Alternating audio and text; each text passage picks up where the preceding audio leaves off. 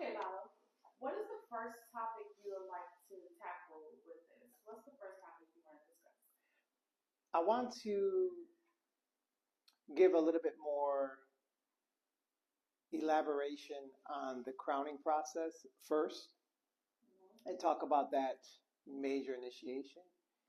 And we did talk about in the previous video, we talked about the pricing, we talked about what to expect, what does it mean, who does a person become, and a lot of that aspects. But I really want to give a full roundabout um, information so those that are looking to do this and to take that step would actually have more preparation as far as expectations. And some of the things that we haven't talked about was the the process after and the Iyawo, or sometimes they'll say Iyaworaye, meaning the first year. So people maybe sometimes don't realize the sacrifice, the expectations, and thinking, let me go do this. I want to be crowned, and I'm going to, come up with the money. I got the money, so I'm going to crown. I'm going to get the title, and then, do the 7 days, and then be done. And like, okay, but it's more than that. That is literally just the beginning.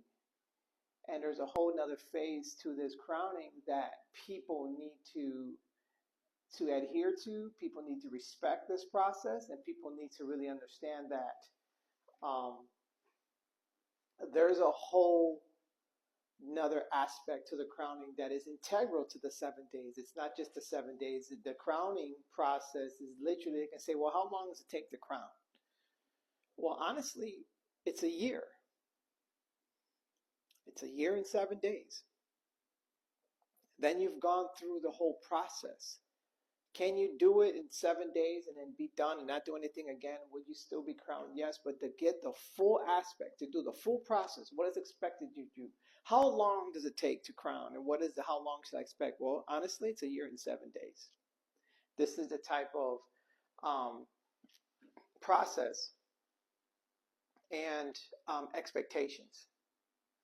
So once you crown, you are now an Iyawo. You have been officially married to the Orisha. And the first 3 months is extremely critical. The first 3 months is when you are your most vulnerable. Your vibration is literally building back up. Your energy is building back up. Your body has been reborn to a place of reacclimating to this outer energy that has been seated on your Ori, which is the Orisha, and this Ashe, and this new profound body, mind, and spirit. And it's in part of the process, because can you hurt yourself in the long run? Can you diminish yourself in the long run? Can you take away from the full aspects of what you can have? Absolutely. And can you prolong a certain process? Absolutely. If it's not done correctly and you are not adhering to the rules to the best that you can. We are all human. But again, you are required to follow certain protocols for your own benefit. This is not for your elders to bestow upon you rules and control and punishment and all these things. It's done for your best benefit. And we all who have undergone that process, every single Orisha, especially from the old school, went through the process to the T.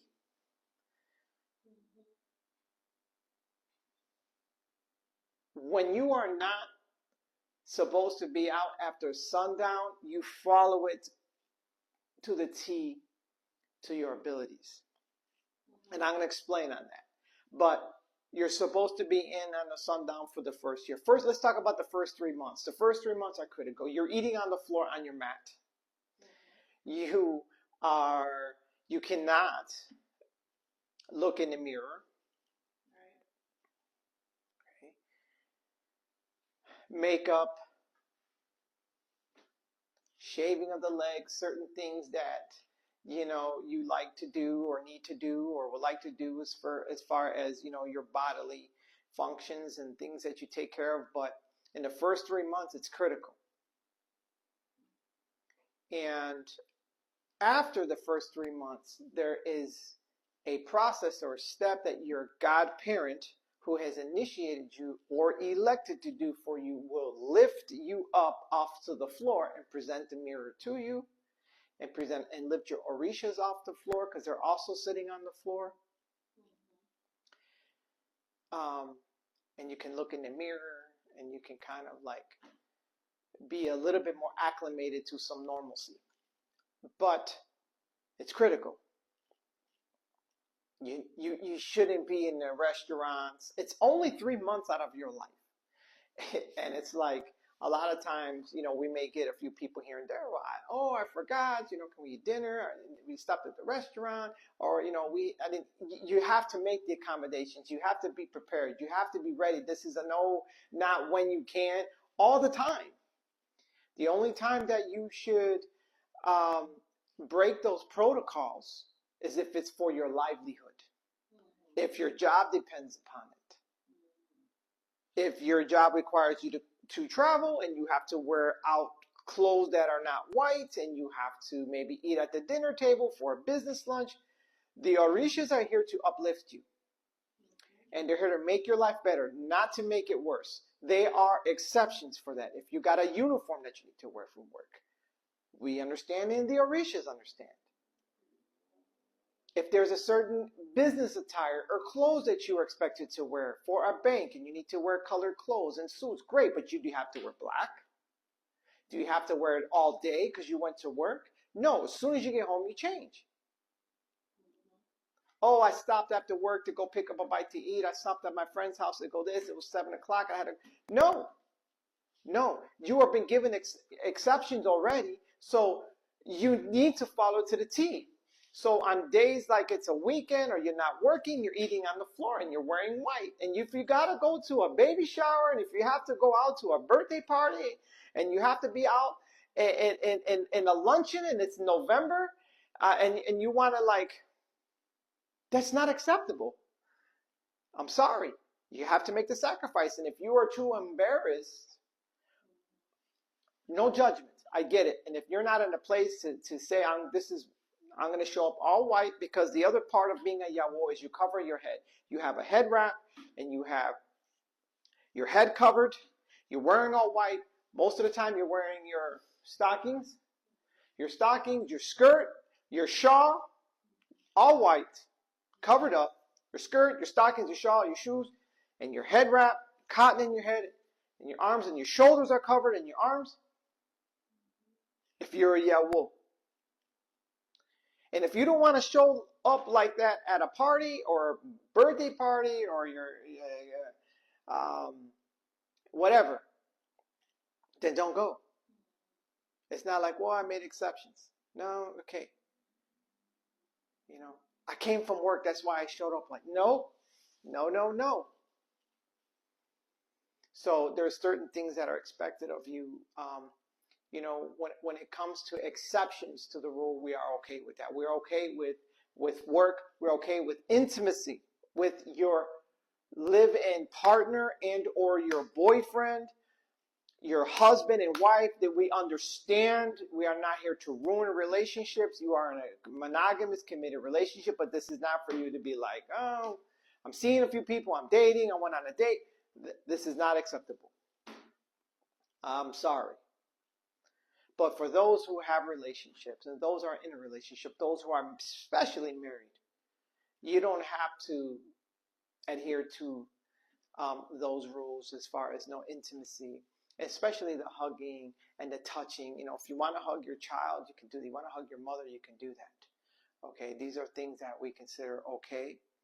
But outside of the Iyawo, there is no handshaking. There is no hugs. Oh, my cousins came over. Listen, don't meet them if you can't. And don't do the sacrifice if you can't tell them, I'm sorry, I can't hug you right now. I've undergone a ceremony or spiritual, initiation or elevation, and I've done some things, and right now this is against my protocol. I'm sorry. Let me hug you from afar. Hey, but that's what's expected of you. Okay, so understand that that is done for the full year. Okay, and then after that, after the full year, there is a certain things that is done that your godparent can come and throw the coconuts to the Orishas, head cleansings, doing some things, and then a year, and then after 7 days is when then you can then wear colored clothes, uncover the head, and do those things. Until then, your head is covered. Adhere to the protocol of makeup. And again, unless it's for work, unless it's for business attire, unless it's for other things, do not wear makeup, do not wear colored clothes, adhere to the white, adhere to no handshaking, no hugging, no touching, and the first 3 months is critical. But that is a sacrifice that is expected. A lot of people need to know that's expected of you, and that is part of the crowning process. So how long does it take to crown? It takes a year and 7 days process. And people need to know that. And need to respect that. Today I was told, well, my job is a YouTuber. My job is a social media influencer. And maybe. Today's a little different if that's what you do. But what's preventing you from planning and pre-making videos that you can launch and drip out into your feed every month or every 2 months, making a bunch of videos so that way when you are in this process, you don't have to make any more. We were doing this, and when you were up at it, when you did your initiation, there were a lot of things that we had to be on virtuals and doing things. You put a statue, and you were off to the side, talking to people with your voice. And we wanted to get in there, and we couldn't wait for us to get in and start talking to our temple members. We have some classes and some things that we do, but no pictures. All of us go through it. There's family pictures, can't be in it. There's temple pictures, can't be in it. Right. I remember our daughters, we went to the big circus, we're hanging out, we're taking pictures and enjoying each other. We had it with the clown and everything, and they were off to the side. And they had this look on their face that they was like bothered, but they knew it's a sacrifice. And you can't be in these pictures. So these are things that you need to adhere. If it's a social media, that's your job, then plan ahead of time and drip the videos. If you need to be on, if your job requires you to meet people virtually via Zoom, you got to do what you got to do. If you can't be the voice and just be like your voice without the video.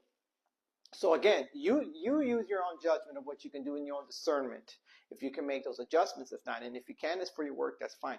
But the Orishas know what you can and cannot do. So again, this is a process that needs to be adhered to. Then after that, there's a few other steps.